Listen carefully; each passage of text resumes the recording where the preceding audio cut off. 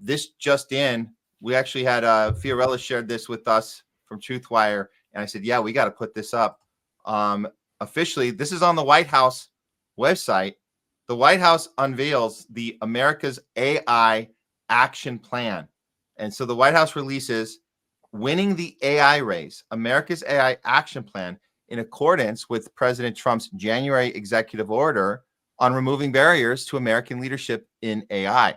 Winning the AI race will usher in a new golden age of human flourishing, economic competitiveness, and national security for the American people. The plan identifies over 90 federal policy actions across 3 pillars: accelerating innovation, building American AI infrastructure, and leading in international diplomacy and security that the Trump administration will take in the coming weeks and months. These are the key policies: exporting American AI, promoting rapid build out of data centers, enabling innovation and adoption, upholding free speech, really, in frontier models. That's an interesting one. I don't know how accurate that one's going to be. Do you want to chime in on that? Yeah. Can I translate that? Sure. Please. I see those bullet points, I see Yeah. number 1, exporting American AI, take over the world. Number 2, promoting rapid build out of data centers, make sure we're invincible. And we have the capacity to absorb all the new information that's coming. When I hear enabling innovation and adoption, I hear make sure we can adapt to any potential threats that may challenge what we're trying to do. And when I hear upholding free speech in frontier models, what I hear is let's make sure AI promotes divisiveness, and we remember that any speech against Israel is actually terrorism, and we have to make sure any speech in favor of pro-Palestine people is considered Hamas, so we can pretend to be in favor of free speech while still looking for ways to silence dissent. So that's the translation I see when I read those bullet points. I can't argue that one, Jay. I think that's exactly what it means for reals. You decoded it well. Here's a couple little quotes. And again, guys, this is on the White House website. They're promoting this. They're proud of this. America's AI Action Plan charts a decisive course to cement U.S. dominance. There it is.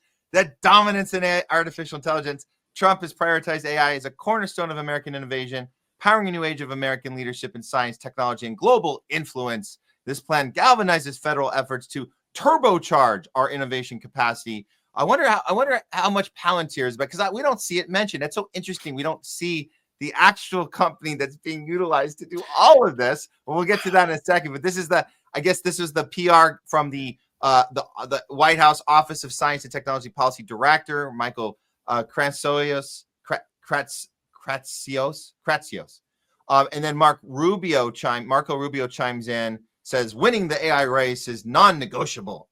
America must continue to be the dominant force in AI, promote prosperity, and protect our economic and national security. Trump recognized this as the beginning of his administration and took decisive action by commissioning this AI action plan. These clear-cut policy goals set expectations for the Fed government to ensure America sets a technological gold standard worldwide. The world continues to run on American technology. America first.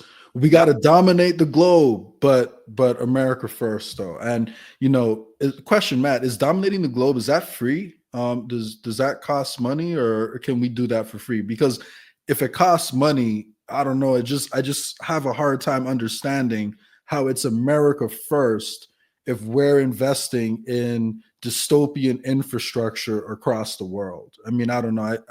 I'm having trouble lining that up in my head.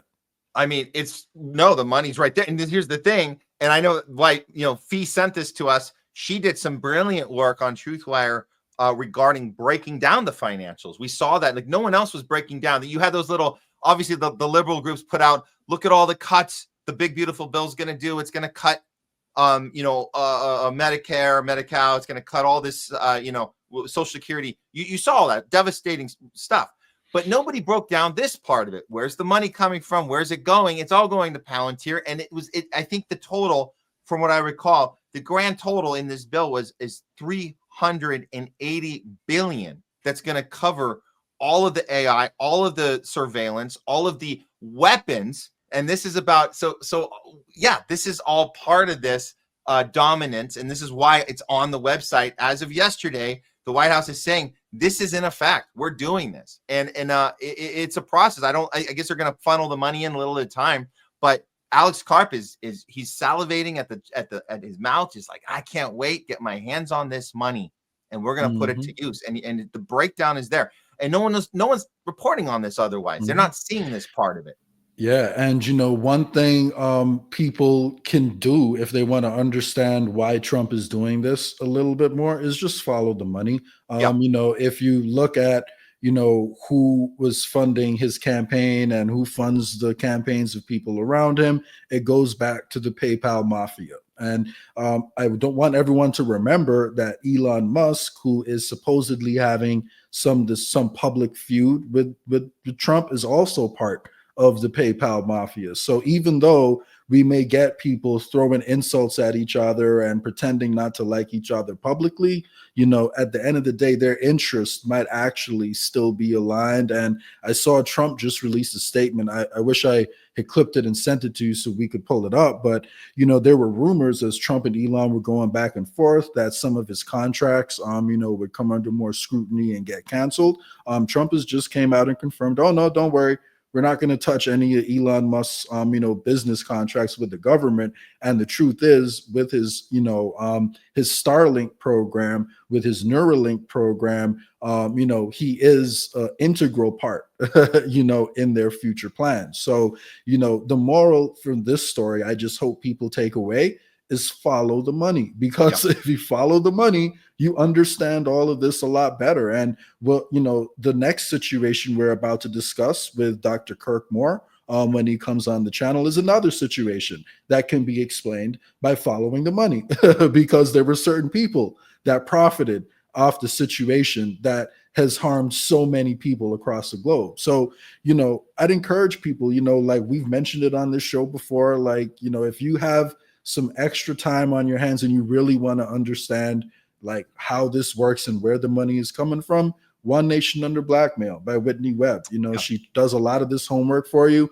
And the more time goes on, the more we hear about the government's plans for AI, the more important it is actually. Like, I think people do become more informed of it, because there are strategies we can employ to resist this, but we can only do that if the public understands there's a problem and then understands potential solutions to this problem. So, breaking Palantir up, could be one strategy. I would argue decentralized digital ID is a key part no matter what happens, because like we just need to recognize that data is property and that needs to be encoded into law.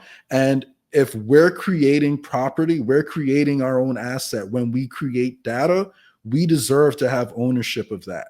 And we deserve to control how that data is used, or at least be aware of how that data is used if we can't control it all the time. And that's already being done actually in certain respects in Estonia. So we could easily employ that over here if people actually called for it, understood why it was necessary and what it can do to help combat these problems. So, there are solutions. This isn't a black pill. This isn't telling people to be hopeless, but like we do got to do our homework and look for ways to positively impact the situation.